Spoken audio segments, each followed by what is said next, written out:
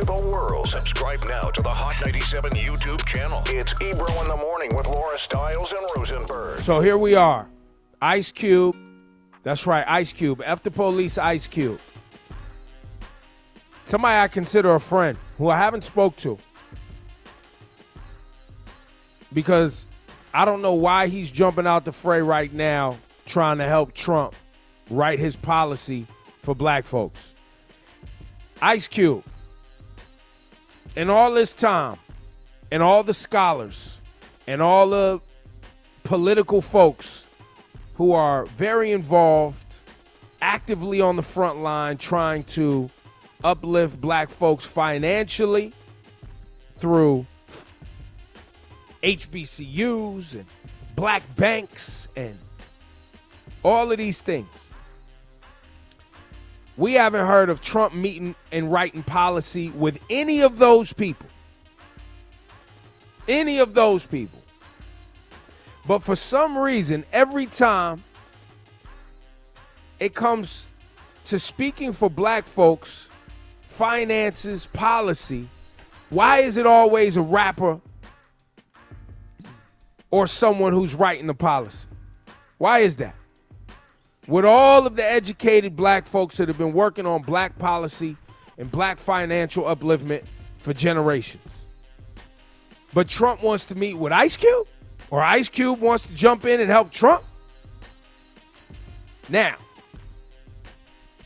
do as you want to with your time, Ice Cube. But you don't find that peculiar? And this is just me.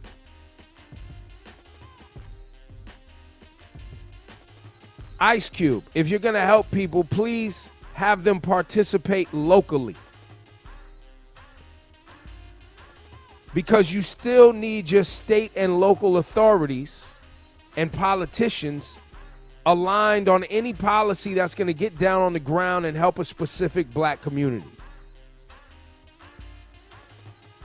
Because it's not like the president just gets to tell cities and states what to do. Right.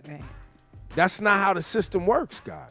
Hasn't Cube's thing this whole time been that for him it's about show him the money?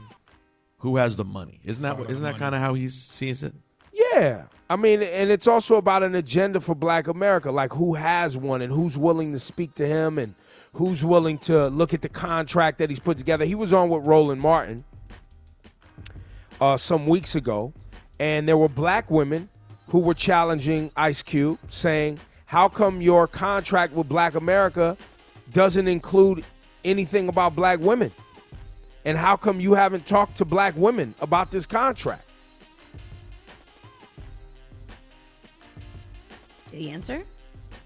He said he needed to do better, and he needed to work on it.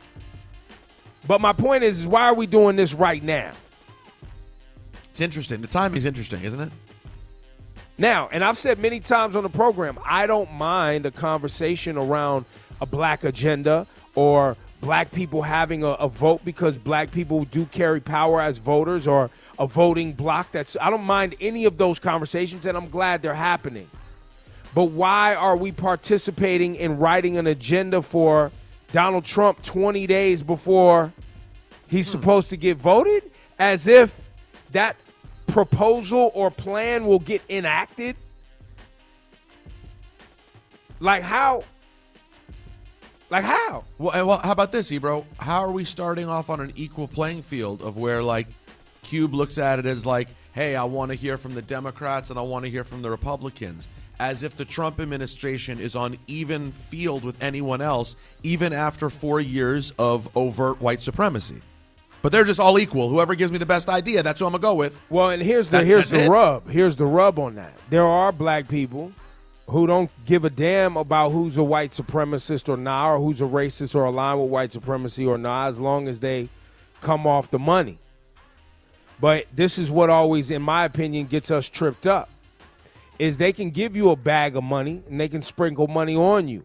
But if white supremacy still exists in banking and real estate, when it comes time for you to spend your money or buy things, they're still going to do urban renewal plans to make whatever you bought have no value anymore, like they've done in the past, which is based in white supremacy and not enabling you to get to the wealth by devaluing your assets or your neighborhoods.